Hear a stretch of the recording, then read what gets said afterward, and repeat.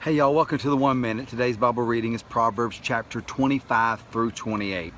A lot of good verses that are in the passage today. As you're reading through them, I think about the verse that talks about how confidence in an unfaithful man is like a broken tooth or a foot out of joint. We all know how that feels, right? In fact, right now, if you look real good, Bro Wood here has had 2 teeth removed. One was a wisdom tooth and one was a broken tooth right under there. So when I read that today, it made quite the impression on me, because I have taken note of how that crushed tooth was making me feel and all that goes on when that is happening. And of course, I'm sure you have, as have I, experienced a foot out of joint.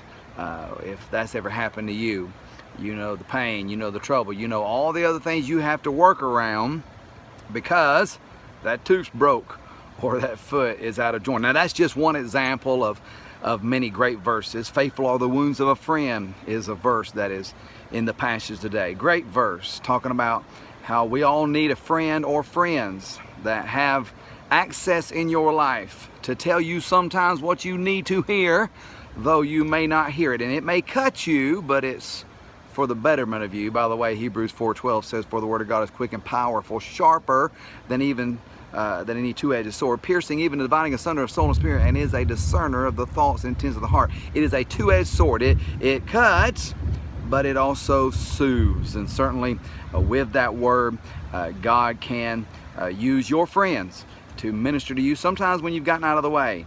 And we ought to be very thankful for those individuals. If you don't have individuals in your life like that, you should.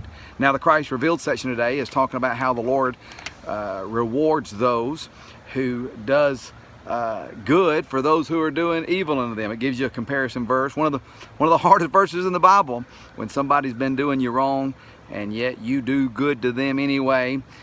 It seems odd to even think that way, doesn't it? But the New Testament gives a little that Romans 12 verse gives a little addition to that, where it says that vengeance is the Lord, that He will repay. You know, when we take matters in our own hands, yea, even against our enemies, what we're ultimately saying is that the Lord can't handle it.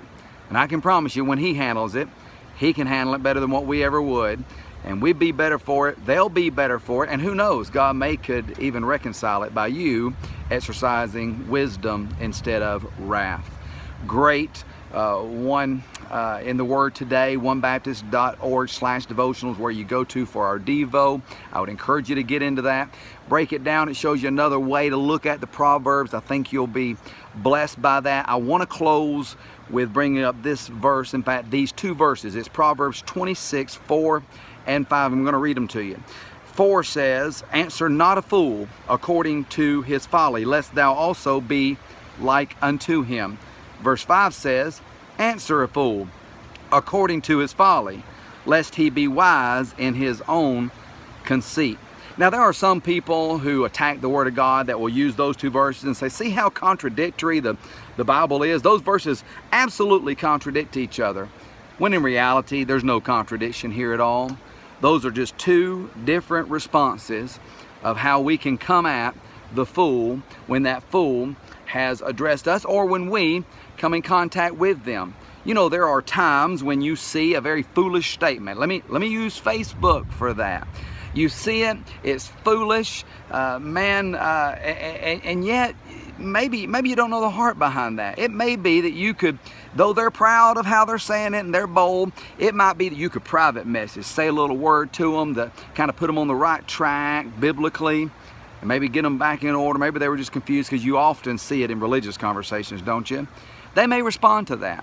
But if they don't, and then they just want to argue, then that's where verse 4 would come into place, where it says, "Answer not a fool according to his folly, lest thou also be like unto him." According to his folly. What is the reason for them being a fool?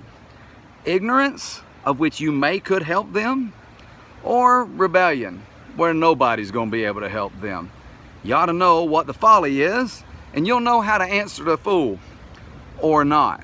But I think we'd all agree it can get quite foolish looking at the threads of arguments that ain't nobody gonna accomplish nothing with them people, right? Let's learn from the Proverbs. Let's apply them to our life. I love you. God bless you. See you tomorrow.